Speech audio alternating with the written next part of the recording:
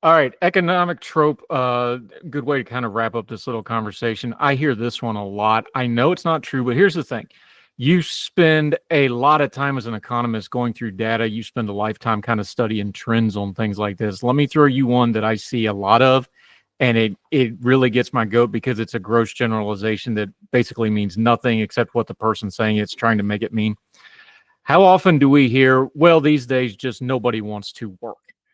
That's the thing that gets thrown out. Well, the real problem with the economy is nobody wants to work.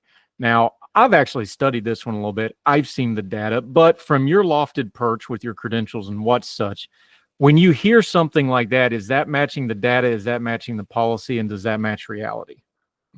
I think folks have, just from my personal perspective, folks have a need to belong and a need to do something constructive, right? Something they believe in. For some people, that may be making motorcycles. For some people, that may mean, being a gun safety officer at a range, right? For other people, that may be teaching, right? Um, People want to do something. Like it's just in our nature, it's innate. The question is the value that we placed on that labor and the price we're willing to pay it enough to get people to do the job? That is why when you have jobs that are, say, more dangerous, maybe maybe you're a coal worker back in the day. You got paid a premium because they knew it was dangerous.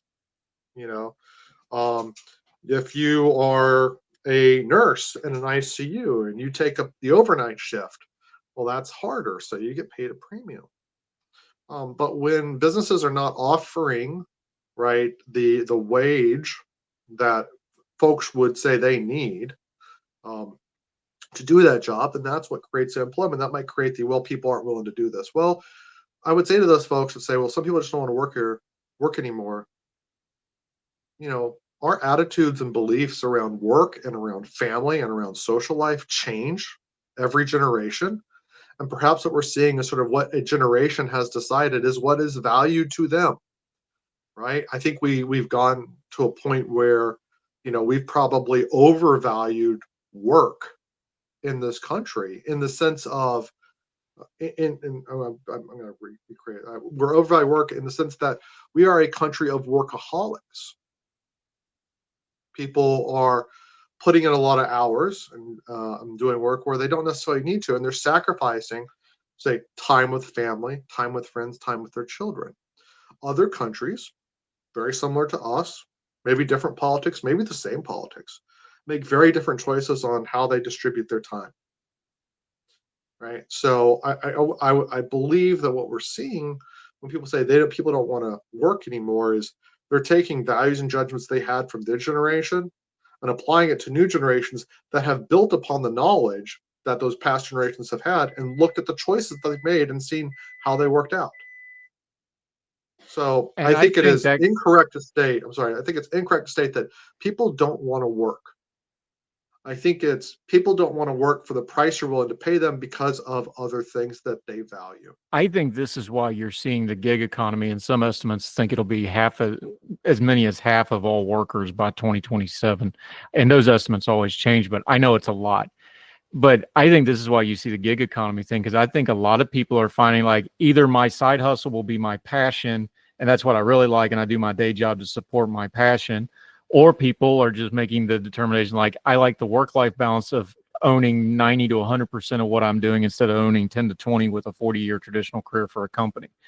And I think Yeah. that there's a cultural part of that that you have to talk about separately. But I think economically, that's the calculus a lot of people are making of, hey, with the technology, I can work a little less, do something I really care on the side, and it's going to measure out in what is proportionally acceptable to me, lifestyle and economy wise. And And we the don't amount of talk money about that that in a way. you earn is not necessarily the value of your life, right? If you enjoy what you do and you can make your ends meet, you might be richer than someone that's making $3 million a year. Very, very happy rich people, and I know miserable people. I know really Exactly. miserable poor people, and I know really happy poor people. You know what they all have in common? Whether they're happy or not happy. And it really didn't matter about their bank account. Now it's easier to be happy when you're rich. Let's not pretend, when you got money, And you can buy a lot of happiness, but it doesn't make you happy, right?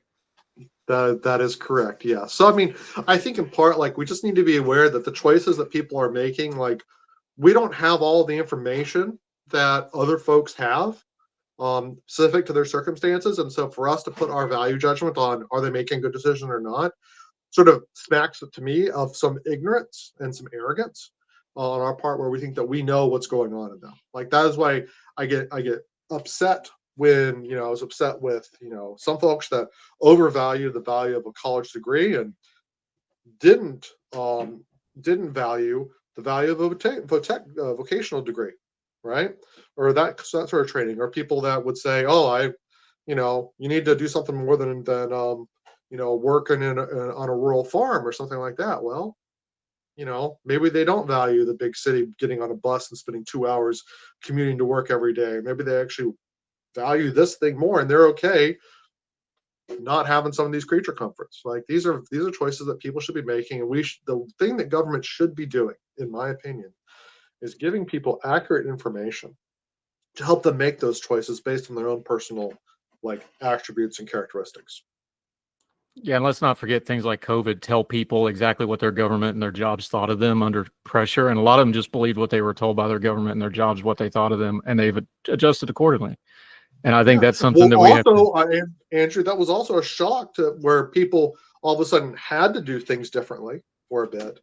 And that also forces introspection and learning and thinking that might change your sort of value functions in life, right? Yep, I agree. Stephen Popick, outstanding stuff as always. I like talking economics this way because you get into the figures and the graphs and the stats and everybody's eyes kind of roll over.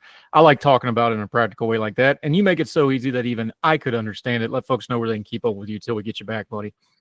Well, you keep up with